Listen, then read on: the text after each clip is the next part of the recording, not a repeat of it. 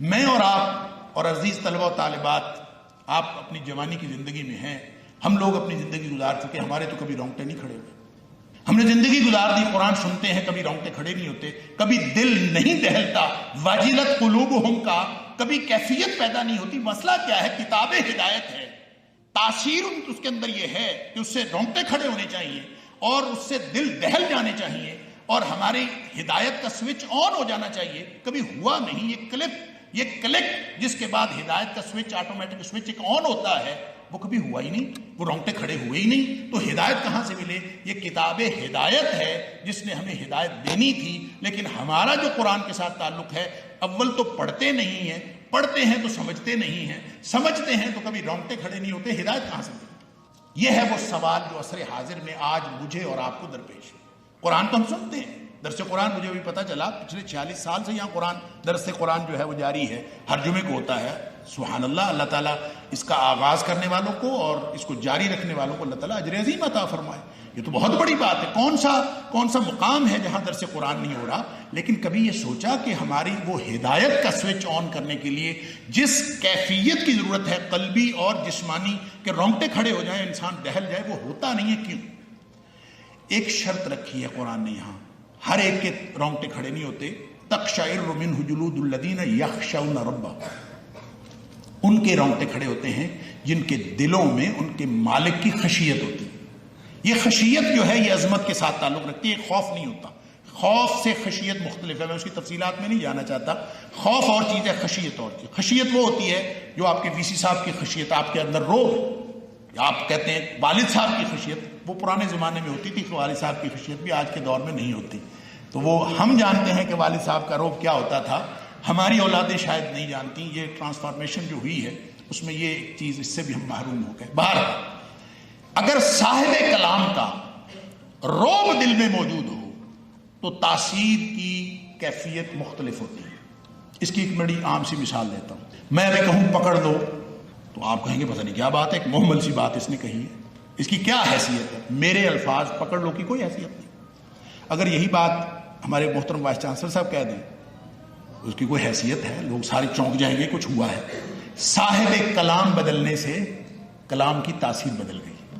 اگر یہی بات پکڑ لو علاقے کا تھانے دار کہہ دے تو علاقے میں تھر تھلی مچتی ہے نا.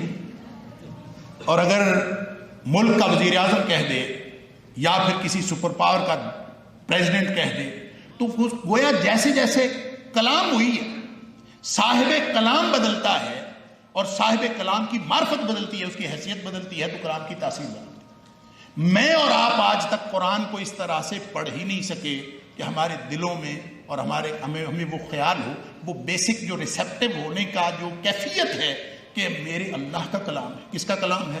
کائنات کے شہنشاہوں کے شہنشاہ کا، خالق و مالک کا کلام. اللہ کی عظمت جس کے دل میں ہو، پھر وہ سنیں. ابھی کتنی خوبصورت تلاوت کی، ہم جھوم تو جاتے ہیں لیکن جھومنے کے ساتھ ہمیں یہ احساس نہیں ہوتا، ہمارے دلوں میں وہ عظمت رب کی نہیں ہوتی، وہ معرفت نہیں ہوتی. اس لیے ہمیں کبھی ہدایت نہیں ملتی. لہذا قرآن نے ایک ہدایت وہ کہی ہے جو راستہ ہے. یہ راستہ سب کو نظر آتا ہے کہ یہ راستہ جا رہا ہے. ایک ہے راستہ دکھانا، ایراء الطریق، یہ راستہ جا رہا ہے، آپ کسی کو دکھا دیں. آپ کسی سے پوچھتے ہیں میں نے لاری اڈے جانا ہے، وہ دکھا دیتا ہے یہ راستہ جا رہا ہے، چلے. یہ بھی ہدایت. تیسری ہدایت کی قسم یہ ہے ایصال الی المطلوب، منزل مقصود پر پہنچانا. لہٰذا یہ جو تیسری، آپ کسی سے پوچھتے ہیں میں نے لاری اڈے جانا ہے، وہ آپ کو کہتا ہے آؤ گاڑی میں بیٹھو میں آپ کو پہنچا دیتا ہوں، وہ جا کے چھوڑے. یہ بھی ہدایت. قرآن یہ تینوں کام کرتا ہے. یہ راستہ بھی ہے، یہ راستہ بتاتا بھی ہے، یہ منزل مقصود پر پہنچاتا بھی ہے. لیکن فرق ہے، راستہ ہر ایک کو دکھاتا ہے، منزل مقصود پر پہنچاتا ہے خاص لوگوں کو جو پہنچنا چاہتے ہیں. ہدی للمتقین کا معنی بھی یہی ہے، اور تقشعر منہ جلود الذین یخشون ربهم کا معنی بھی یہی ہے. پہلے اپنی کیفیت درست کرو اپنے، وگرنہ اگر درست نہیں ہوا، معدہ خراب ہے، آپ قوت بخش غذا لے لیں، معدہ خراب ہے، بیمار ہے، وہ کہتا ہے ٹائیفائڈ ہوا کسی کو، بیمار ہے وہ، اس کو غذا نہیں دینی، اس کو چاول نہیں دینے، روٹی نہیں دینی، اس کو ساگو دانے کی کھیر دینی. کیوں؟ اس لیے کہ قوت بخش غذا قبول کرنے کے قابل نہیں. سورۃ المائدہ میں اللہ تعالیٰ نے ایک آیت بار بار دہرائی ہے، وَلَا يَزِيدَنَّ كَثِيرًا مِّنْهُمْ مَا أُنزِلَ إِلَيْكَ مِن رَّبِّكَ طُغْيَانًا وَكُفْرًا. یہ 2 دفعہ آیت آئی ہے. لازماً اضافہ کرے گا جو کچھ اے حبیب صلی اللہ علیہ وسلم آپ کی طرف نازل ہو رہا ہے، کثیرا منہم، ان میں سے اکثریت کو یعنی اہل کتاب کو، طغیانا و کفرا، ان کی سرکشی اور کفر میں اضافہ کرے گا۔ نازل قرآن ہو رہا ہے، اضافہ کس میں ہو رہا ہے؟ طغیان اور کفر میں۔ لہذا جس کا معدہ خراب ہے وہ قوت بخش غذا حاصل کر کے وہ اس سے اپنی جسمانی قوتیں اور طاقتیں اور روحانی قوتیں حاصل نہیں کر رہا، بلکہ اس کے طغیان اور کفر میں اضافہ ہو رہا ہے۔ اگر ہم متقین نہیں ہیں، اگر ہم یخشون ربہم کا میرٹ کوالیفائی نہیں کرتے، ہمیں کبھی ہدایت نہیں قرآن سے مل سکتی۔